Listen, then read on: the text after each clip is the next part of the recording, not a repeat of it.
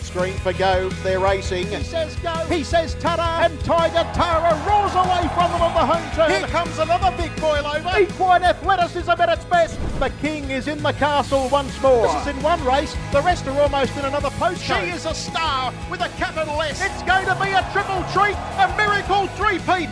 Ladies and gentlemen, you have witnessed history here at Menangle. What about that? It's getting right up on the sprint lane and it's going to bolt in. Hello and welcome to episode 87 of the Sprint Lane podcast for Harness Racing New South Wales. This is the Sunday session where I look back at the feature meeting at Menangle from Saturday night. My name is Greg Hayes. It's great to have your company. Well, the pacing for Pink Night at Club Menangle was a huge success. Loved the pieces they put out during the week, especially with Angie Morris and her cancer battle. They also did a piece with the breast care nurses from the McGrath Foundation, and I think there should be more social media clips like these. Outstanding insight into the battle and fight of some unbelievably strong women, and last night was a perfect way for our industry to get behind the breast cancer fight. For all those behind it, well done, congratulations. I've heard it mentioned in a few interviews, but there wouldn't be many people around that haven't been touched by cancer in some form or another. Huge night. And everyone involved should be congratulated. I know there have been some big performances on the racetrack in big races at Menangle, even this year alone. But in my history covering races, I don't know whether I've seen a much better big race win than Aardies Express in the QEII Cup. I hosted the Sky coverage at the last Harold Park meeting. That was back in 2010. So it's nearly 15 years of metro racing at Menangle. And there would only be a handful of victories where the winner has sat three wide the trip and won. Now, off the top of my head, I can't remember every winner that's broken the 150, but I would nearly be certain that no other horse has sat three deep throughout and still won in sub 150. And I know Aardies Express had cover, and it'll make for some interesting reading later in the week when the sectional splits come out from Harness Racing New South Wales, just to see how much ground she actually covered. A 1,400-metre track. She sat 2.5 metres away from the pegs. There'd be some smarter brains than mine that could calculate how far this mare's travelled and won. Keep in mind, Ladies in Red stole the second quarter. She went 29.5. It was a super performance by Aardies Express, and I'm going to chat with Jack Trainor on the podcast to discuss the win. Mike Tenev owns the mare. He's got a few racing in Australia, and it'll be interesting to hear what the plans are for her going forward. Huge win, Aardies Express. Very pretty one, the New South Wales Oaks. She again showed she could be something out of the box, keeps her record intact. Connections must be looking at every feature race they can. Interesting to read that Connections have already said no to a Eureka start, which surprised me a little bit. I guess there's nothing to stop her coming back in 12 months' time and having a crack at it when she turns 4. But when they're in that sort of form, I know it's tough for the 3-year-olds. But no Eureka at this stage in 2024 for Very Pretty. Keayang Zahara won the New South Wales Trotters Oaks. She was only having her third start at Menangle, and she showed a class. No speed at the start, but still too strong for them at the finish. She might stay around for the New South Wales Derby, but we'll find out more about her later on in the show. Royal Dan was the nightcap, and they had another crack at the record set by Maori Time. Maori Time got an invite to the Elite Lop off the back of her 151.5 when she set the record, and that was on a warm night. I think it was February when she ran that time. Now, I know this year's Elite Lop's coming up too soon, but I wonder if they ran a record. They get the record later in the year with Royal Dan, and he's still in good form in early 2025, whether they would look at a trip to Europe. He definitely has the speed. He's obviously not the best trotter in the Southern Hemisphere at the moment. He's still got a bit to go. But interesting times ahead for Royal Dan. So as I mentioned on the podcast today, I'll speak with Jack Trainor. We've been on the ride with Aardies Express since we spoke to Jack about a month ago. Or it was just after her first trial we spoke with Jack. So Jack's a must, and there's a lot to speak to him about. And I also want to catch up with Jason Lee after the New South Wales Trotters Oaks. Keayang Zahara looks untapped. She's not nice horse, huge future, but we'll get his thoughts on the performance. I also want to ask him about Jillaby Illuminate in the Oaks. I thought she was a winning chance going into that, but she wasn't anywhere near what she showed last week. Plus, we'll have the Meangle Express and Mr. T with a few tips, so plenty to get through. However, first up, let's hear from Jack Trainor.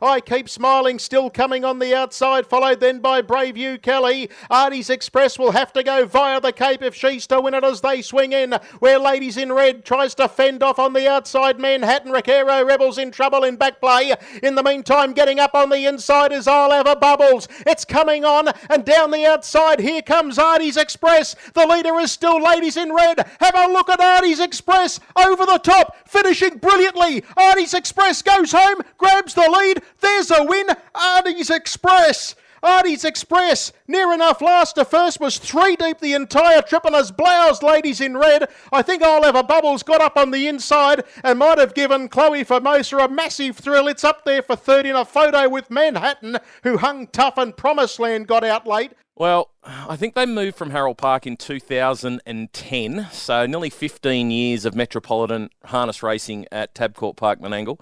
And I don't know if I've seen a better win in a feature race to sit like Aardies Express did off the track, 3 deep. Yeah, she had cover, but it still doesn't matter when you're running those times. That was electrifying. Jack Trainor, the man who puts the polish on her, he's been on the podcast the last couple of weeks actually talking about this mare. She was super last night.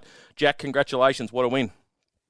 Yeah, thanks very much, Greg. It's obviously ran out to digest it all and watch the replay a couple of times this morning. Even now, looking back, it still got me wondering sort of how she did manage to win that race, and yeah, really couldn't be more proud of how she went.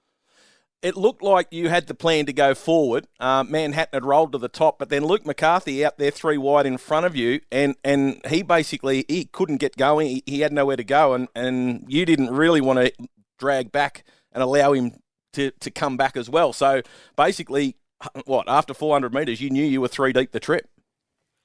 Yeah, pretty much, and like I run the race through my head 1,000 times of what I thought could have happened and where we could have been, and not once was that the scenario. So it just goes to show once that green light goes, anything can happen. And yeah, it's just a funny race. Like you said, when Luke got caught out there and no man's land a bit, the pace wasn't quick enough for me to go back. But you know, at the same time too, we were going quick enough where it was making it hard to go forward. So just lucky is people often say these good horses, they can just pull you out of really bad situations, and that's exactly what she did last night. Did you know Ladies in Red was in front? Yeah, I did. Obviously, I could see it. Yeah, I could see a lot of jostling and that going on early, but yeah, once I seen it in front, I was happy to cruise to the chair and see how we go outside her. But obviously, then when Luke decided to go in front inside me, that plan went out the window. And to be honest, I was just sort of thinking that I was just trying to watch her sail away, and you know, I got coming with a hard luck story. But credit to my mare, she dug deep, and you know, she really shouldn't have won from where she was. So what were you thinking at the cages? How was she travelling? She was travelling good, hazy, and you know, I was thinking to myself, well, this has just been a complete disaster if I tell you the truth. So it was never a matter of she never felt like she was off the bill or she'd done too much. But yeah, I just thought the way that Ladies in Red had found the front and sort of the sectionals that they've got away with, you know, I was facing an impossible task. But when I pulled her out, from the minute I pulled her out, she just never felt like she was going to get beat. It was like she had her in her sight, and all the way right to the line, she just never left the same speed. And you know, the scary thing is she felt like she could go another 100 or 200 metres at the same speed. When we spoke about this last time, or maybe the first time we spoke about it, when you just seem to, she finds another gear when you seem to yell at her and ask her to go. There's no, you know, you don't flog her or anything like that. She just seems to take off and find that extra gear when you let her know it's time to roll. Yeah, she's like that. Like she's quite nice to drive in that respect too, and just like a good horse, hey, you know, they have that will to win, and you don't have to overdo it with them. Just let them know when time to go, and you know, she done that. And like you said, you can sort of see watching the replays and probably live that you know, she pretty much does the rest. You just got to sit there and try and steer her in the right direction. So have you? Oh, you would have been in contact with her owners over in New Zealand. Yeah, I did. I spoke to Mike today.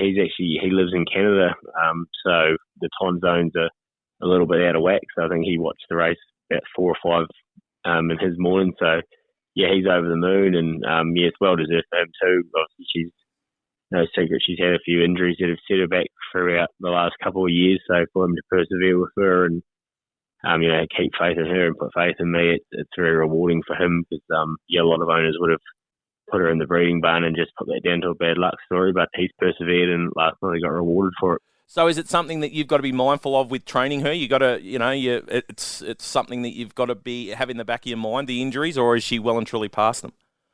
Oh no, they're definitely still there. It's a big part of her program is trying to, reduce any risk of anything like that happening. So the water walk was obviously a big help there, and she spends, she doesn't do any days on the jog track or anything in the regards of jogging. The only time she touches the track is if she's having a hobble run. So very fortunate that I've got the water walker at the barns that I'm at, and I think that's going to be a big key moving forward to keeping her sound touch with. So when we first spoke about her, you said you weren't sure how long she'd be with you for. What are the plans? Is it all systems go now to Queensland? Yeah, I definitely don't want to give her back. That's for sure. But yeah, she's here to stay now, as long as she stays sound and she's racing in good form. So after last night, Queensland's definitely the next aim. It'll just be a matter now of working out over the next week or so when she can go out to the paddock and how long she can have off. But she'd probably be a horse that might only target the last and main mares feature in Queensland, maybe the week before, just to give her a look at the track. And probably wouldn't want to have her away from home for too long. Obviously, like I said, having the water walker, and it seems like a good system in place for her now. I think we just target the bit of mares races, and she won't be over raced for the sake of it. If let's pretend the Miracle Mile was on in a fortnight, would you go there? Like she looks like she could, with the right run and on the fence, she could run time. I'll be there in a heartbeat, but we've got to wait till March for that, unfortunately. So see how she is. It's a long way to go between now and then, but yeah, I think there's no doubt she's that calibre of horse, and obviously there's a lot of water to go under the bridge and a bit of time to go between now and then. But on her 2 runs that she's showed over here so far, I don't think we could say that she'd be able to shy away from any of the boys. And on the right night, I've got no doubt that she could make it hard for any of them over a mile if she got the front. And if you drew well, what's the gate speed like? Yeah, it's there. It's obviously in New Zealand she was a little bit quirky out the gate and done a couple of things wrong, but both starts that I've given her now, obviously drawing out wide, she's wanted to run the gate herself, and I've just more wanted to get her around safe and balance her up. But I have no doubt that especially now that she's getting used to the racing style over here, I've got no doubt probably in the next preparation in a few weeks' time, and that'll coming races, it's definitely going to be there. So after last night's 3 wide effort, I think we might have to start using it too, just to get me out of some sticky situations too. What about Manhattan? Watching the replays, what did you make of her? I was really happy with her, actually. She didn't get beaten far, probably only beaten about a neck for run 5th and got beat a neck from 3rd. So she stuck on really well. She seemed to get around the corner a lot better than what she did to start before, and I think we'll target Queensland with her as well. So same as Aardies Express, she's going to have a couple of weeks in the paddock, and she'd be another one that I reckon we target the later part of the Queensland Carnival. Yeah, it's funny. Like we spoke about her hitting a flat spot. I didn't think it was as bad last night. I thought she didn't lose a lot of ground on Ladies in Red on that turn. Yeah, no, I agree, Hazy, and we just, like we said, I think the last time I spoke to you, said it's going to put the pole on her, and managed to butt heads with Bob Butt, her trainer in New Zealand, and I was actually really happy with the way she got around the corner, especially being out park. I thought she'd probably follow better if she had a helmet, so for her to be able to get around the bend in those times outside the leader, I think we're on the right track with her, and like I said, I was actually really happy with her run. So she goes to Queensland as well. Now, you drove Royal Dan. He looks like an absolute machine. 152.1, so 6/10 outside the record. You guys have got to have that in your sights, haven't you? Yeah, well, I've had 2 goes at it, Hazy, and I've missed both times, so I think we might need to put a lighter driver or get Cam Hart back on him. But, he's not far away. He's a great trotter to drive. He just loves freewheeling, and he just can hold his speed for so long as well. So I think he's suited to the big Menangle track where we can just let him roll, and hopefully Jace can find some nice races for him moving forward, because he's definitely got a hell of a lot of ability. The last horse that broke the track record at Menangle was Maori Time when she set that 151.5, and off the back of that, they invited her to Sweden. and she competed in an elite lop. If he came out and ran a time and broke that record, and they were sniffing around, do you reckon Jace would go to Sweden? Oh, we all know Jace loves the triple A, Hazy, and especially if you only had to take one horse to work. So I think he'd have to race some consecutive, real good races and probably step up in company a little bit before something like that was on the horizons. But if any man's going to be able to pull something like that out, it's Jason Grimson. So maybe we just watch this space. Yeah, well, there's not too many trotters that would worry Just Believe in the Southern Hemisphere, but I reckon if Royal Dan got on the bunny around Menangle and made Just Believe chase, it would be a very, very good race. Oh, for sure. Yeah, you obviously can't compare them yet. Just Believe's just such a great champion. But, if one thing Menangle can do, it can, mathematically sometimes make it very hard for the best horse. So, hopefully they do clash down the line. But, as I said too, we can't quite compare them just yet. He's still got a fair way to go yet, Raw Dan. For sure. Mate, what is it with you and the love affair of mares? You've obviously got a great record with the fairest sex, the equine ones anyway. What is it? Only the equine ones, Hazy, but no, it's I've been asked this question a few times now, and honestly, I think looking back at it, just very fortunate. The three top mares that I've had over the last 4 years, like they've just come over with great records from New Zealand. Most of them have won big races there before, and I think I just keep giving them at the right time, and all I've got to do is just put a bit of polish on them, and it's making me look real good. But when you really stop and look at it, I think I'm just getting very, very lucky getting these good mares put straight on my lap. Mate, just quickly back to the owner, Mike from Canada. Does he have a lot of horses? He does have quite a few. He's obviously known to have a few of his other Aardies horses. There's a couple racing in New Zealand and a few racing in Perth, Queensland, and now obviously Sydney. So he trains he owns a few in North America as well, and he's very enthusiastic. And I know that win last night meant a lot to him. So without knowing a real figure, I'd say he'd have around the 15-20 mark of horses that he owns. As a result of the victory, do more come your way now? Is that how it works?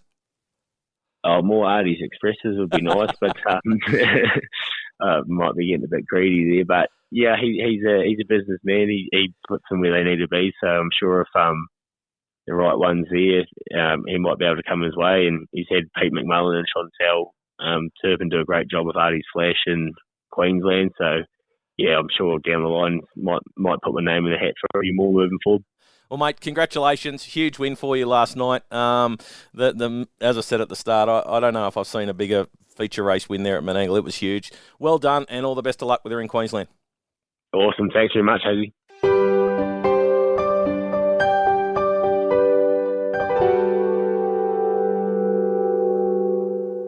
Keayang Zahara gets into clear air, starts to pick up the bit and give chase, spots the leaders 10 metres around the corner, 29 for the split. On the inside, the leader is Mega Spur, out after it We Can Have It All, and out after the pair, Keayang Zahara letting down with a brilliant turn of foot, and they're clear of the others, headed by Penny. Up on the outside, Keayang Zahara quickly cruises alongside Mega Spur, goes to the lead, starts to come away. She is a top-notch trotting filly, look at her go, and Keayang Zahara bolts in, beats Mega Spur, who gave a ton of cheek. Penny third, fourth home worth waiting.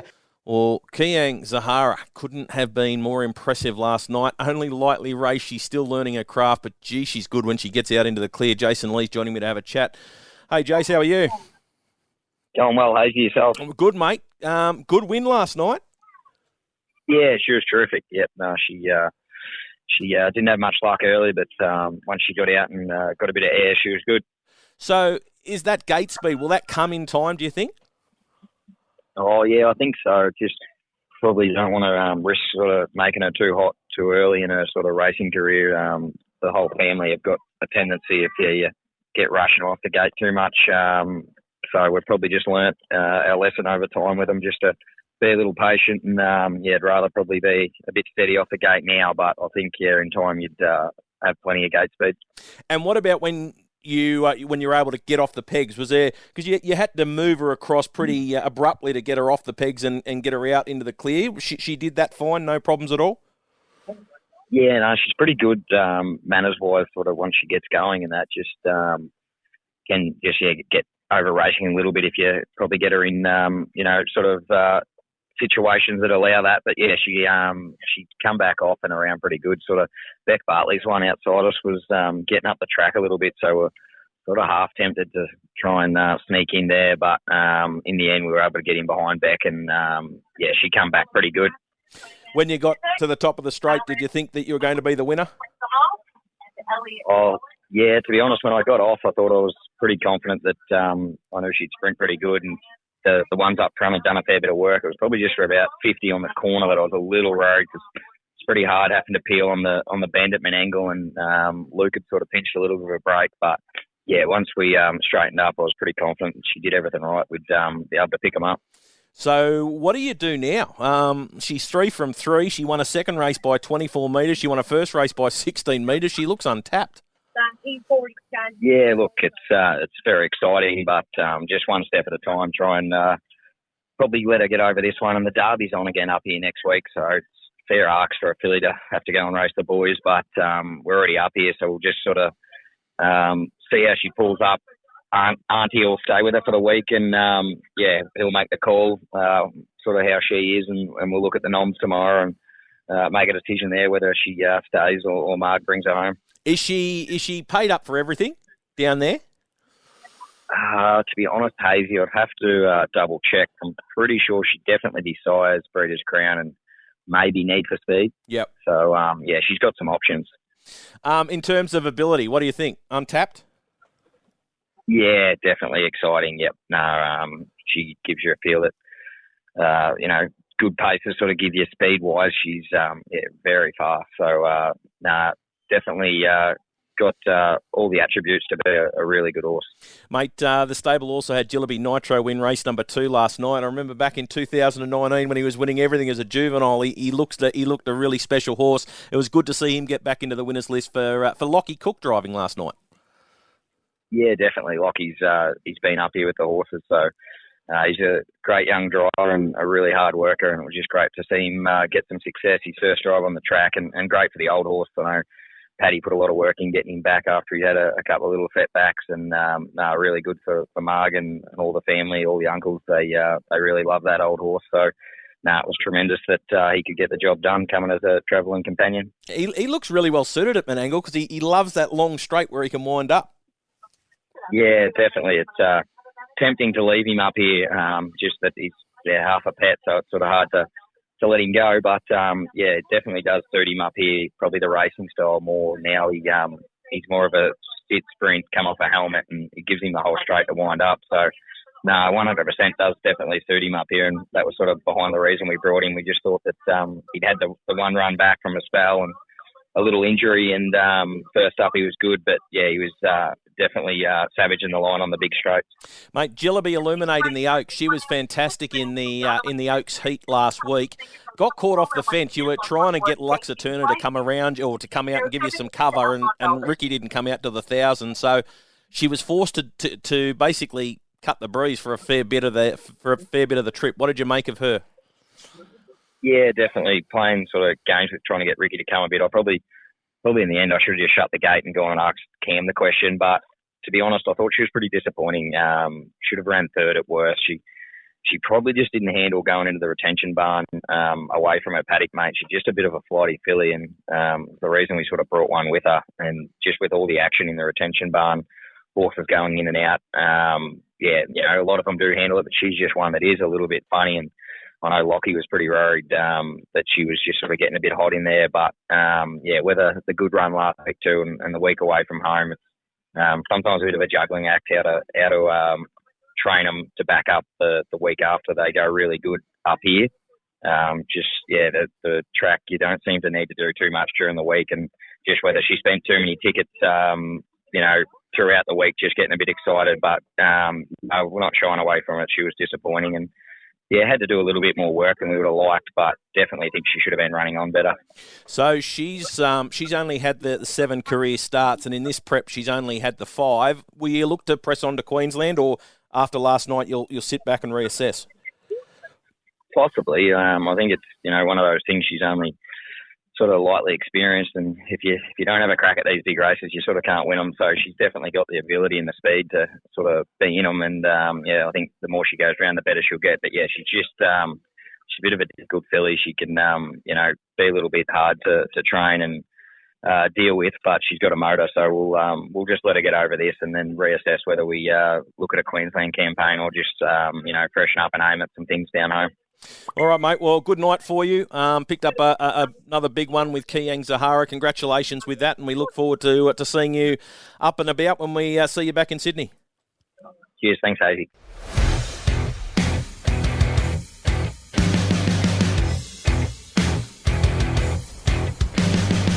It's time for the Meangle Express, and we're going to try and find a few winners going forward, looking at every race on the program on Saturday night. Race 1, the favourite was Tuppence at $2.90. A lot of speed in this one early. Tuppence waved the bill and gliding away, all wanted to get forward. This left a lot of room for Surf Ace and Luke McCarthy from a wide draw to slot in. Took Wave the Bill the best part of 400 metres to get to the front in a fast 25.5 first quarter. On the pegs, it was Wave the Bill, Tuppence, Chevron Art, and a huge break back to Dark Terror. The running line was Gliding Away, Surface, Port-au-Prince, Black Onyx, and then a big gap back to Sahara Sirocco and Robbie Rocket. Backed it off in the middle half, but they had to simply do that. 29.9, 29.2. Nothing moved. As they got to the turn, they all fanned. Tuppence looked for a run to the inside of Wave the Bill. There wasn't one, so had to come to the outside. Dark Terror was looking for a run. Surf Ace, driven superbly by McCarthy, was able to hold them off in the straight. 27.2, 151.8 the mile. Some good performances in the race, though. Black Onyx, Tuppence, Dark Terror, they all ran second, third and fourth. They were all super. And keep in mind that Dark Terror couldn't go with them early. Wave the Bill was brave after running a breakneck first quarter as well. It might be a bit of form out of that race. Race 2, the favourite was Simply Sam at $1.80. Good speed from Major Perry on the inside. Simply Sam came out, but could see there was no lead, so didn't put too much pressure on. On the pegs, it was Major Perry, Mahomes, Double Encounter, Joni N. Running line, Simply Sam, Tishan Raider, Jillaby Nitro, and Let's Rock, Let's Roll. 27.2 and then 29.9. So it looked to be set up for those at the front. Speed went on then, 27.5 for the third quarter, and it was Jillaby Nitro who got going prior to turning for home. Simply Sam put the leader away before turning, and Morris tried to pinch it. He just said, let's go. Let's Rock, Let's Roll got to the outside. Double Encounter didn't have a lot of room. Jillaby Nitro, too quick up the straight, 26.8 final quarter, 151.4 overall. Simply Sam raced out of his pattern. He was very good. He's going to win a fair few races, I think. Let's Rock, Let's Roll. It's racing extremely well too, and it's going to win a race pretty soon. Race number 3, Kingman was the favourite in the Ladies' Invitational race, and unfortunately for punters, soon after the start, it got rough when being driven out and galloped. He showed he can be a bit untractable last week when winning, but tonight, or last night, under more pressure, went up in the air. It's Mine on the Line and Stablemate Classy Operator with the speed in the race. On the marker pegs, it was It's Mine on the Line. Have You Checked In, Montalbano, Jillaby Adore and Big Black Diamond. Running line, Classy Operator, You Bet Your Tiger Pie, Lose Dream and Letty's Reason. 26.6 first quarter, 29.5 second quarter. No one made a move. Kingman took off on the final turn, got wide. Lose Dream was underneath. Have You Checked In and Montalbano were both looking for runs in the straight. Montalbano squeezed through and went out after You Bet Your Tiger Pie, who just wanted to hang in late, and Montalbano proved too strong. Classy Operator, very good. It can win very soon. Kingman didn't do a bad job after galloping, but that doesn't help the punters who took the short quote. Race number 4, Major Delight, was the $1.75 fave from a wide draw, and there was some speed in this one. Lover Reshes, Girl from Rosedale and Fiamma all showed speed, and it was Fiamma who crossed Girl from Rosedale, and Lover Reshes was 3 pegs, and then Ideal in Dreams. Running line was Major Delight, It's Ebony and Ivory, Pandea and Dying Art. Major Delight kept coming and ran to the front after 600 metres, 25.9 the first quarter. Speed came straight out of it then, 30.7 the second. Speed went back on in the third, 28.5, and Pandea tipped on the turn. Major Delight was full bore, turning for home. Girl from Rosedale was looking for a run in the straight, had to ease around carts to get into the clear. Major Delight held on comfortably, 26.2 final quarter, 151.3 the mile. It's Ebony and Ivory was very brave, but we know she can do that and race tough. Thought Girl from Rosedale was good. Gee, when it got into the clear, it took 50 metres to build momentum again, but was coming on the line. Follow it. Girl from Rosedale. Race 5, the Trotters Oaks. Keayang Zahara was the $2.25 favourite. Amazing what those pre-race interviews can do. BK spoke with Jason Lee, and he said in the interview, I don't have the speed to lead. I'm not going to ask her to leave the gate. And she blew out immediately. She's about $1.85. She got out to $2.25 at the end. Look, Jason was right. He didn't ask her for anything at the start, and it was Nordic Rain and Penny who showed speed. Penny crossed, and then Nordic Rain was straight off the inside for the retake. As they swung into the straight the first time, Maori's Mac went up in the air, so too did Preferred Love. Mega Spur had to come around Maori's Mac, and it worked to the front. So they settled on the pegs like this. Mega Spur, Nordic Rain, Penny, Keayang Zahara, the Priestess. The running line was We Can Have It All, Centurion Dream and Worth Waiting. 51.4 the lead time, 29.7 first quarter, then 31.2 the second. As they raced down the back straight, Jason Lee was looking to get off the inside and had to grab hold hard. It was perfect timing because Nordic Rain started to drop out at the cages. So by the time the fave was off the pegs, he missed the chain reaction that Nordic Rain dropping out caused. Penny and the Priestess both copped traffic issues as a result. 29.4 third quarter, Mega Spur was off for the prize. Keayang Zahara was into the clear, chasing strongly. She rounded the leader up, won by 5 metres, 27.6 home, still learning. Nice filly. Penny was huge in third, traffic issues, and then had to get going in the straight. Nice run. I like her. Nordic Rain had a few issues after the race. I read on social media, distressed and showing signs of a virus. Might pay to forgive her. She's better than that. Race number 6, Queen Alita, the $1.50 favourite, showed speed in the early stages along with Funky Monkey. Funky Monkey grabbed hold, so the marker line was Queen Alita, Funky Monkey, Funny Face, Lady Adelia, and the Best Bourbon. She's Ruby Roo was caught out three wide and took 700 metres to get to the chair. The running line was She's Ruby Roo, I'm Ready Jet, Majestic Trio, Revelstoke, and Aldebaran Keeper. 27.7, 29.5 the first 2 quarters. 28.6 to the turn. I'm Ready Jet rolled on the turn to get into clear air. Revelstoke galloped as they ran into the straight. I'm Ready Jet went out after Queen Alita. And Queen Alita looked like she was in trouble at the 150 metre mark. I'm Ready Jet, too good. Nathan Jack, great drive. Queen Alita's second and a huge break back to third. 27.2 the final quarter, 153 the mile. Lady Adelia didn't get a lot of room in the straight, and her beaten margin might have been a little bit unfair. Race number 7 was the New South Wales Oaks. The fave was very pretty at 104. Her job was made easy by the scratching of Millwood Bliss. Speed early from Riley Rainbow, and it led before releasing Very Pretty, and they went into Indian File. Very Pretty, Riley Rainbow, Our Ultimate Luca, Xena Rainbow, Our Ultimate Ebony, Luxa Turner, Jillaby Illuminate, She's Full of Spirit, Soho Honey Rider, and Libby Lou. Jillaby Illuminate tried to get Luxa Turner to come off the inside and give it cover, but Alchin stayed on the pegs. 58.6 the lead time, then 31 and 30.2 the first 2 quarters. With 1,000 to go, Our Ultimate Ebony came away from the inside. Luxa Turner grabbed its back. Jillaby Illuminate finally had something to follow. Riley Rainbow galloped behind the leader coming to the turn, and that allowed Our Ultimate Ebony to drop to the pegs to chase Very Pretty. Exposed Luxa Turner. Very Pretty, never in any danger. 27.4, 25.7 up the straight if you don't mind. 155.9 overall. Luxa Turner held on for second. Xena Rainbow flashed late for third and did a good job. Not much from the rest. Jillaby Illuminate, you heard from Jason Lee that they thought that was disappointing.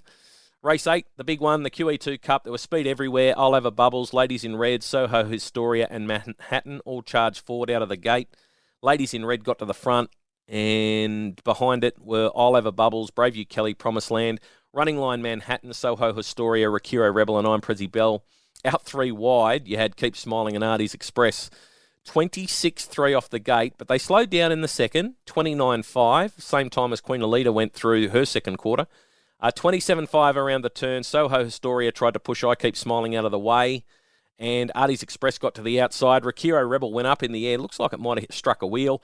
I'm Prezi Bell was slightly checked as a result. Ladies in Red rolled off the inside, gave I'll Have a Bubbles a look up the pegs, but Aardies Express showed grit and determination down the outside and found another gear to power down and win. 26.6 up the straight, 149.9 overall. Huge the winner.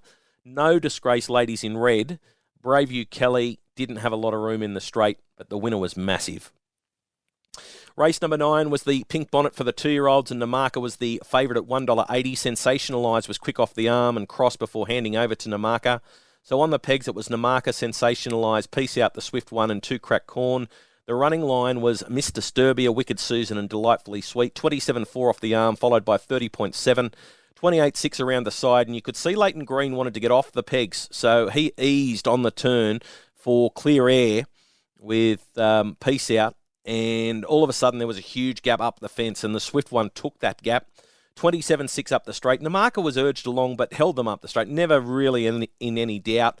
The Swift one charged through for second. Good run. Mr. Derby had just got tired late and fell into third, forced to do a lot more work than Connections would have liked. The winner went 154.2. And race 10, the Trot, Royal Dan was the favourite at $2.20. Heavily supported late in betting. Have No Fear galloped at the start. Royal Dan charged off the arm and found the front and was let slide along. All but one went into Indian File. So it was Royal Dan, Toro Stride, Constantinople, Jungle Eyes, Affair to Cover, Chief Running Cloud, Have No Fear and Sally M. The only horse off the pegs was Sunny G. They never came up for air. 27, then 28-2 and 28-8 round the side. Constantinople tried to come off the pegs near the cages to go out after the leader, but this probably cost him second. Royal Dan never in any danger. The only thing stopping him from winning every race over the mile in Sydney at the moment will be his manners. Toro Stride ran a good second. Constantinople third. They'll break the record with Royal Dan at some stage. I've got no doubt about that. He'll hold the track record at Menangle at some stage. Best win of the night, Aardies Express. Nothing comes close. Full stop. Move on. Best beaten performance of the night, Pinny in the Trotters Oaks. Got a check at a vital stage and had to build momentum. Handy filly. She's going to win some nice races in her career. And best driver of the night, Jason Leon, Keayang Zahara was good, calculated. He pulled the right rein at the right time. But Luke McCarthy on Surf Ace, what a drive. Luke turning back the clock a few years with that one. Wide early, lobbed into the 1-1. Good steer from Luke McCarthy on Surf Ace. Winner, winner, chicken dinner. Winning. Hey, that's pretty good. Winner! That was legitness. To that I say, all right. Wow, winning. Bam! Just like that. That's all there is to it. That's all there is to it. A winner!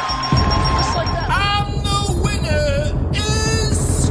Well, I got one winner. Amore Infida was successful at the short odds at Menangle. My other one, Marvellous Mac, wasn't good. Don't know what happened there. That horse has been racing really well. Maybe just had an off night. Not ready to sack Marvellous Mac just yet. So let's look at the scoreboard.